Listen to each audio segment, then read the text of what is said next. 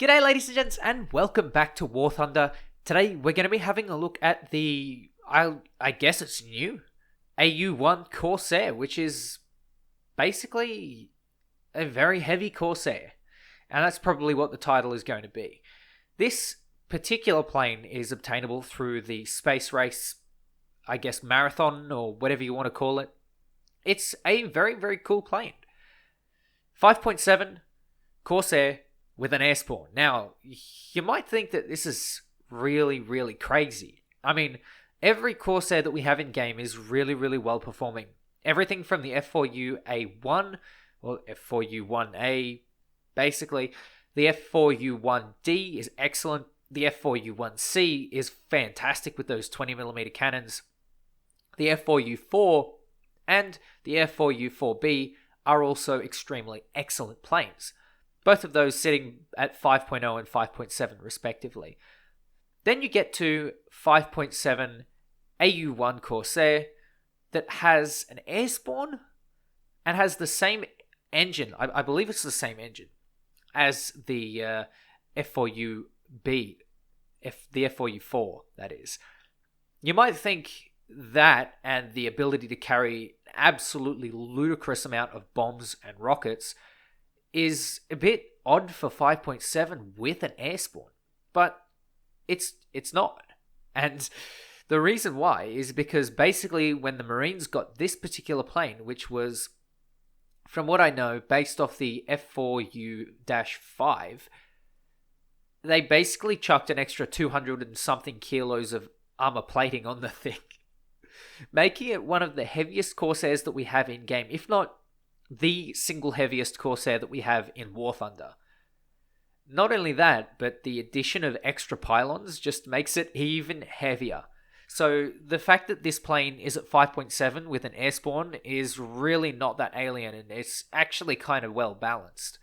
The plane doesn't really work as a performing, like a big heavy performance jet, or performance prop rather. It's one of those CAS planes, basically. It is essentially just a CAS version of the Corsair 5, the F4U-5.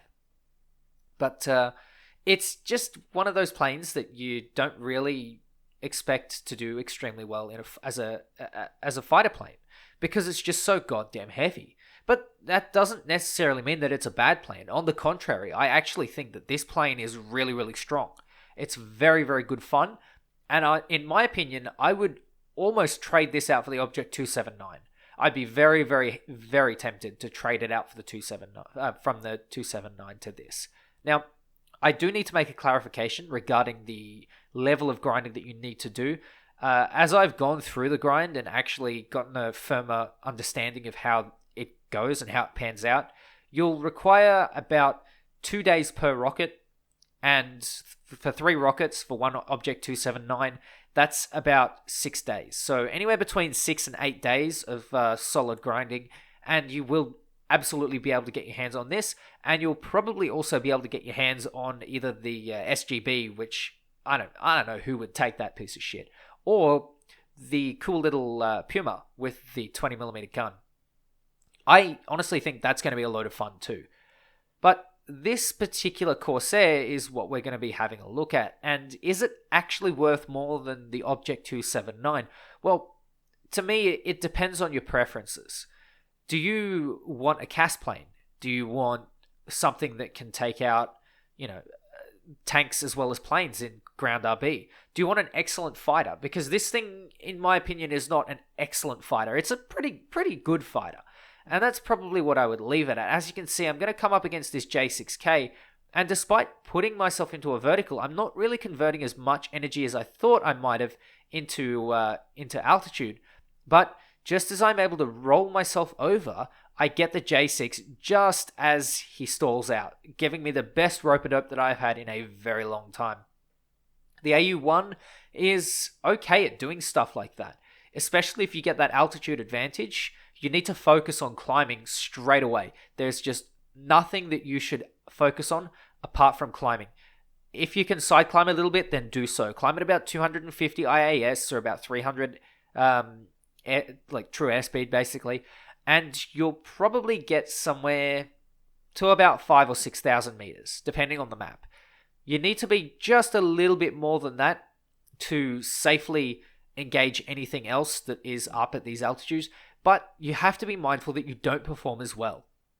And that's the problem. This Corsair seems to be, because it's a ground attacker, it seems to have a low altitude supercharger. And so you don't really want to be taking too many high altitude fights.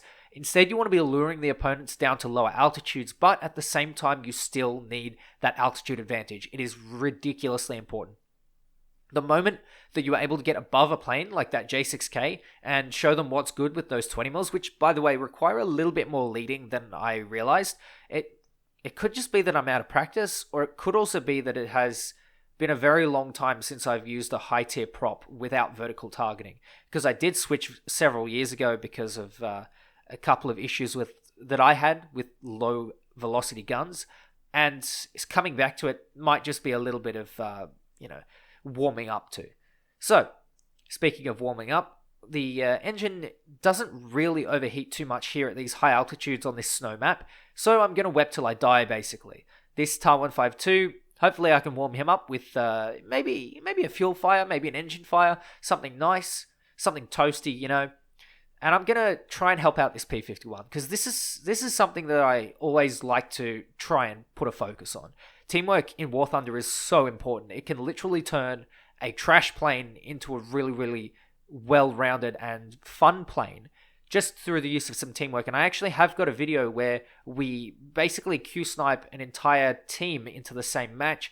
Using our teamwork, we barely lose 1 or 2 planes. So, an absolutely remarkable result. But the TAR 152 is coming back towards me. And what I'm going to do is put myself into a slight dive, get up a little bit of speed, and then pull up and away. As he goes down, I'm going to pull over on top of him and then pursue him in a dive. Now, one of the good things about having a plane that is very heavy is that it dives extremely well. And Corsairs are really good for high speed. Even the early ones can hit 730, 750 kilometers per hour without really breaking a sweat. And as you get into the later Corsairs, you get this ridiculous amount of high-speed performance. Well, the ability to advance to such a high speed at a dive. However, I can't really pull and pursue the TAR 152 just because of this BF109 here. And he's going into a slight vertical, and I'm worried that he might, do some weird last-minute roll onto me. Instead, he rolls off to the side. I get a little hit onto him, and instead of pursuing, I'm going to convert a little bit of that speed into altitude, and then pursue for the redive. But you can see this G10 is actually starting to cut inside me. And that's not because I'm slow. That's because this thing is so damn fat, it has eaten so many bloody hamburgers, that I'm almost going to need a bailout from a teammate here, because this thing is just heavy. But being heavy, you can convert some speed into altitude. And by doing so in a clever way, I managed to get this guy into a position where the P51H could snake my kill. A little bit frustrating, but look, it's okay. I personally, if someone's in a 1v1, I also like to make the dogfight as uneven as possible. But at the same time, it would have been really, really nice to have that extra kill. Look, I'm not going to sweat it. It's okay. We're going to move on from that, and thankfully we have a teammate who is actually in the area to give us a hand. Now, as this battle drags on a little bit, there's this TAR 152 that we forced down to the deck a little bit earlier, and he's been turning a little bit. And so as I dive, I pick up all this speed and have a look at the closure rate. I'm wepping on and off, but this closure rate is remarkable because the Corsair, or the AU1 Corsair, is just really good at that. It is a fairly good diver. You won't be able to zoom climb nearly as well, and you don't climb, as in, your climb rate is not as good, but my god, when you get some speed, this thing is fast, and it retains that speed well in a dive, well enough to sit behind the TAR 152 and spray him unexpectedly with a burst of 20mm fire. For me, the AU1 Corsair is really fun, and that is one of the reasons why. Just because it's heavier, it's a little bit more of a challenge, but you get that air spawn to compensate. And as you can see, I'm going to put myself into a vertical to try and get a little bit more of an advantage. This J6K is going to prove to me this thing is really not a turning beast. It is just, if you had to diagnose it as a doctor, you would diagnose it as fat. It is just hamburgers in America all over. Oh well, that's what you get for eating crayons, I suppose. Some of you will get that. Let me know in the comments if you did get that. But what I'm about to get is possibly I might be getting some 20mm fire straight through my cockpit windshield if I'm not careful on this J6K. Now the J6 is a bit of a fat Japanese prop, but it's definitely still quite light and maneuverable. You can maneuver with a Bearcat. So if you can maneuver with a Bearcat but can't maneuver against it in this thing, it's probably just about as fat as the Bearcat minus the engine power. So yeah, if you're struggling a little bit, then that's why. I'm going to get a quick burst onto this 288 just because he is being an absolute potato. Can you see the fire that I'm getting from this guy? If I can sort of escape that for a little bit, then that'd be nice, but I don't think it's going to happen. And even though I'm using my throttle, this thing flops around a little bit. It is really, really heavy, so you really have to be careful to not get yourself into a situation like that, where you're up against a J6K or something that turns better than you, and you just have to use what speed that you have. Thankfully, the J6K was probably low on fuel, and he ended up crashing in the end. We're going to move on to another game, and you can see in this one, we're again on a snow map. I don't know what's with me in snow maps. I tend to do well. But we have this BF-109 here who's going to be going for some of our B-17s. And as you know, B-17s are very, very fragile creatures. If you touch them once with anything, they roll over and start crying. It's just a fact. It's documented in the history books. But jokes aside, I have a few BF-109s here that I need to be careful of. And as you saw from the first game, I don't really have that ability to maneuver. I have to be, super careful. And on top of that, I don't really have the speed, especially at altitude, like the BF-109 does. So for me, this plane, again, like I said in the beginning of the video, is more of a CAS plane and less of an ARB fighter plane. But still, I think it's a really, really nice CAS plane. And I think it is still quite fun in ARB as a fighter. Kind of like the AM-1. For those of you who don't know, the AM-1 Mauler, which is in the American Tech Tree at 5.7, is great fun. But unfortunately for me, the practice with those 20mm doesn't really follow through. And even though the BF-109 G6 is a lot heavier than some of its other counterparts, I'm able to sort of just keep up with it. And I managed to get that crit that just puts him in a little spiral. So yeah, that's what you get for messing with my BF-109s. He's going to go to the ground, and we're not going to see much more of him for the rest of the battle. That 190 was a bit scary. I believe it was a Dora, and Doras are scary enough in any other plane, let alone in this thing, which is, F4U Corsair, but with hamburgers attached. And of course, another BF-109 is going for my B-17 buddies. I really don't want any of the B-17s to die, and for those of you who have been playing bombers to get through this event, I know how it feels to be killed right off the bat, and I have done it many times myself as, the D5 Stuka and other interceptor types. So I get how you feel, and I want to try and maybe salvage this B-17, let him drop on the base, get some activity, get some crates, and also score myself a free 109, kind of like those scam websites where you get a free iPhone, except there's no scam except for the BF-109. He gets scammed of his Silver Lions in his plane, and I get my Silver Lions, and I get to show you this video on YouTube. Anyway, enough rambling. You can see that the closure rate on this BF-109 is actually really low. I'm not quite making the distance that I thought I might in any other plane. I probably would have gotten there first. Now, this BF-109 has decided to dive away from me, and again, have a look at that dive capability. It's phenomenal. This thing is a really good diver from what I've been able to deduce, I suppose. And that's probably due to its weight. It's big and chonky, and that's probably what it's good for. Getting within 600 meters of these guns as well is absolutely dangerous. And this BF-109 learnt the hard way. For me, honestly, the AU-1 is, in a CAS role as well, it's quite fun.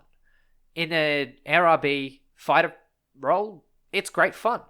When you get that 288 or that 177 that decides to go to space, you can strap on some bombs, you can strap on some rockets, Tiny Tims, HVARs, 250 kilo bombs, 500 kilo bombs, 1,000 kilo bombs, even a 2,000 kilo bomb, and you can just go and do whatever the hell you want. And for me, that is one of the most fun things in RRB.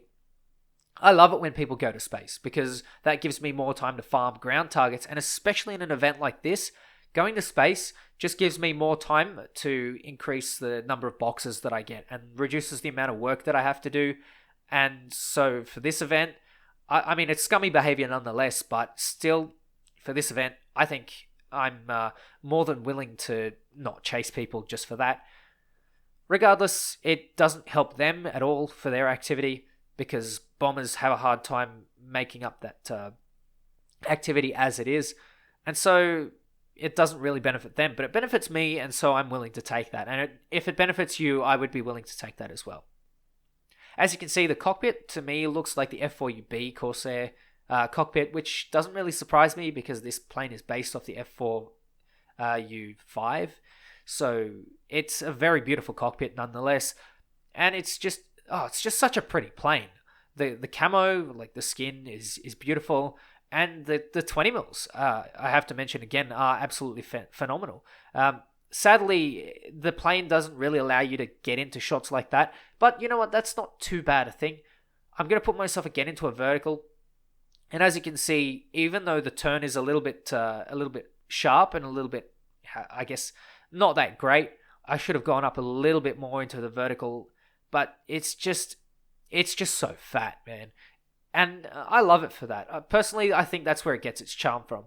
I get a couple of hits on this BF-109, and I'm going to go and put myself into the vertical once more. That G55, there is no way that he is going to follow, considering that he has been turn fighting for so long. So I'm going to dive on him. The G55 is probably the prime target here. I'm going to put some hits into him, get a critical hit, and then go straight for this 190A. Hopefully I can get some nice little shots onto him, and just as he turns in front, I manage to blast him with my guns. This 109 here is going to turn into me, so I'm going to try and employ the same tactics. Thankfully, he doesn't go for me, and I think he was trying to target someone else, and the Tempest comes and takes him out. Absolutely fantastic job by the team, and again, if you can get some teammates in with you, as an AU1 Corsair, having an F4U-4, having a P47M, having a Spitfire with you, having a Tempest, any of these will make your life really, really easy, because the AU1 is definitely not one of those planes that you can just easily take on two opponents and win. You really, really need your team if it's at all possible. Anyway, as you can see, I've decided to strap on some bombs and rockets, and of course equip ground target rounds on the 20 mils. These are perfect for pillboxes. So what you do is you essentially drop your bombs on tanks, stuff like that. I've decided to be a Pepega and drop them on the pillboxes instead, but on this map there are plenty of pillboxes to go around, and I'm not really good with the bombs anyway, so I'm better hitting stationary targets, better off, making it work my way a little bit better. You can also equip 500-pound bombs instead of 250. So for me, equipping those would be a little bit better because I'm a little bit out of practice with CAS. And on top of that, when you do drop your bombs, you want to drop them with a pretty steep angle of attack. And do remember that this thing does not pull out with any of the attachments, or in fact all of them, because you've just got so much weight on you. You have to really be mindful of that. And I have, in ground battles, died so many times already to compressing and dying, and it's really, really frustrating. But if you can really master that, then you have on your hands a fantastic CAS plane. There's no doubt about that. For me, the AU1 Corsair just is a really, really fantastic event plane, and I'm actually really glad that it has come to the game. I never even knew it existed, but now that I know that it does, I am really, really happy, and it's one of those planes that I really want to keep. But I'm so torn between that and the 279, I don't really know which one I'm going to keep. As for the content partnership program, I'm not even sure if I would be allowed to keep this plane, just because of its rarity.